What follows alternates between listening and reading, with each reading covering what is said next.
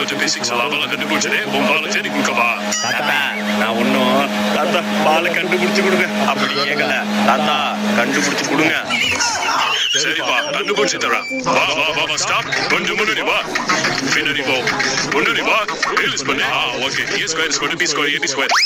கொஞ்சம் பின்னாடி போ. கொஞ்சம் முன்னாடி வா. லைட் பின்னாடி போ. லைட் முன்னாடி வா. ஓகே. ஏபிசிடி இங்க கொண்டாடி. 4 3 6 மூக்கம் வந்து பாரு. ஓகே. 5 5 இப்படி பாருங்க. இப்படி தான் இருக்கும். ஓகே.